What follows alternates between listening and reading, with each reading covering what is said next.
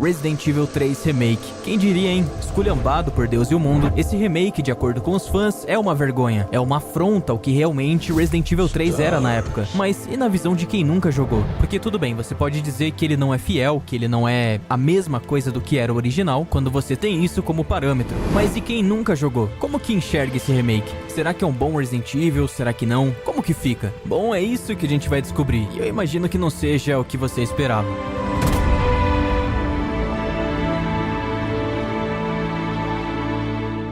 Ai, se não jogou Resident Evil 3 original, não pode falar. Bom, acredito que o propósito de um remake é justamente esse. Alguém que nunca jogou, poder finalmente jogar. Eu poderia resumir esse remake em algumas palavras, mas duas delas são: faltam coisas. Ué, mas então você jogou o original, como você sabe que faltam... Calma, pera aí, fala baixo, Neng, você vai entender. Pra falar sobre esse remake, visto que nunca joguei o original, a nossa visão precisa ser diferente. Primeiro, enxergar esse remake não como um remake, mas como um novo jogo. Segundo, é um Resident Evil, ele precisa se comportar como um. Tendo isso em mente, vamos seguir. Um Resident Evil que se preze precisa seguir uma checklist, mecânicas e dinâmicas que em um bom jogo da franquia não pode faltar. E a principal delas, sem sombra de dúvidas, é o backtracking, o vai e vem. Infelizmente, esse jogo tem um backtracking mínimo ou quase inexistente. Se você parar pra analisar, é andar pra frente, matar inimigo e concluir o objetivo. Dá pra contar nos dedos de uma mão as vezes que eu precisei ir e voltar de uma área pra outra por conta de algum item chave ou por conta de algum enigma. O relógio na estação de metrô, você pode localizar ali as joias, colocar e você ganha alguns itens. Se eu não me engano, um acessório pra shotgun, expansão dos slots do inventário e uma granada. E tipo assim, não tem dificuldade nenhuma. É super fácil resolver isso. Agora, de item chave, que seria ali pra avançar alguma área e seguir a campanha, deve ter muitos, né? Não. Tem 4. Do jogo inteiro, você tem 4 itens chave. O primeiro é a mangueira, que serve para apagar o fogo e avançar para aquela área da eletricidade. Depois, as baterias no esgoto. No hospital, a fita para abrir a porta. E no final, os elementos para criar a vacina. E de puzzle, de quebra-cabeça, basicamente a única coisa que você tem é na estação de metrô, a coisa mais simples do mundo, que é ligar as rotas, e depois você equilibrar ali os elementos da vacina. É basicamente isso. É um Resident Evil em miniatura. E sabe qual que é o problema disso tudo? É que eles pegaram essa miniatura e expandiram de forma artificial. Áreas que poderiam ser simplificadas são bloqueadas para você dar voltas e voltas de novo e de novo, para você perder mais tempo e inflar o tempo final do jogo. E além disso, o próprio centro de Raccoon City, o esgoto, o hospital, o laboratório são áreas que são simples, mas acabam ficando confusas. Sinceramente, é irritante, maçante e tedioso.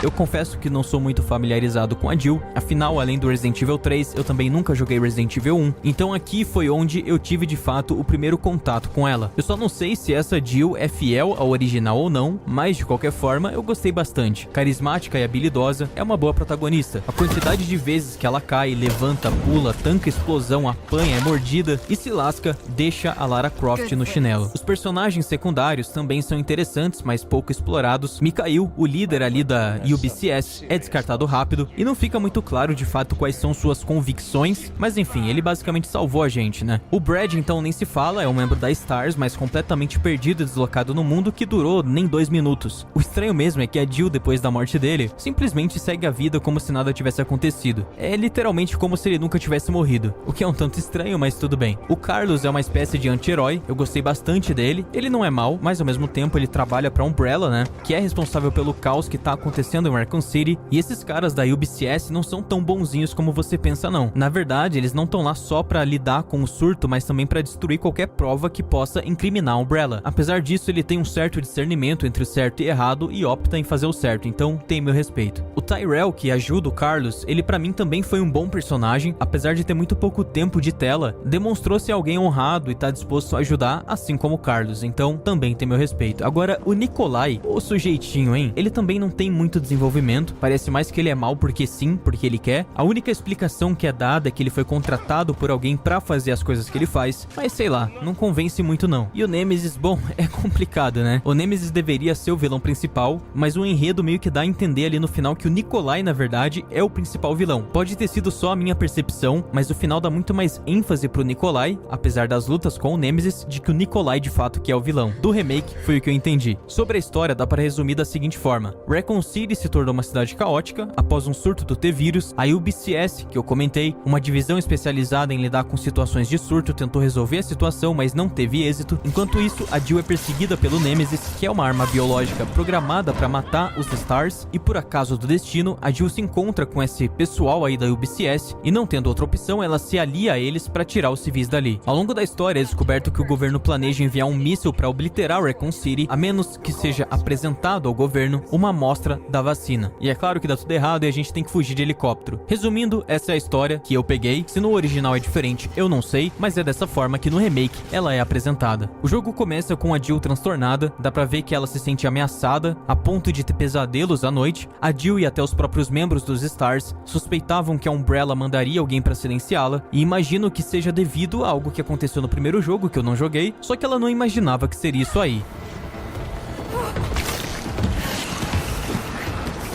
Então, avançando mais um pouco, ainda antes do metrô, encontramos esse adorável senhor aí que se tranca em um container e recusa a nossa ajuda. E aqui eu acho que poderia sim haver uma maneira de tirar ele dali, ou até mesmo voltar e ver o que aconteceu, se ele tá vivo, se não tá. Então talvez tenha faltado explorar um pouco mais esse NPC, dando a possibilidade de tirar ele de lá, através de uma side quest opcional, ou algo do tipo, que apesar de não mudar a história, seria uma interação a mais, seria interessante. Mas enfim, encontramos esse senhor e seguimos ali pro estacionamento, e aí uma das cenas mais mirabolantes que eu já vi, que me lembra muito a primeira batalha do Ethan contra o Jack em Resident Evil 7, onde a gente pega um carro, atropela o Nemesis, pula do estacionamento com o carro, cai de frente no asfalto e nada acontece. É uma bela cena de ação, e esse é o problema. Ação. Ah, essa palavrinha. Bom, já chego nela, fica tranquilo. Então depois de atropelar o Nemesis e cair com ele no ar, saímos do carro, o Carlos nos ajuda e finalmente chegamos ao metrô.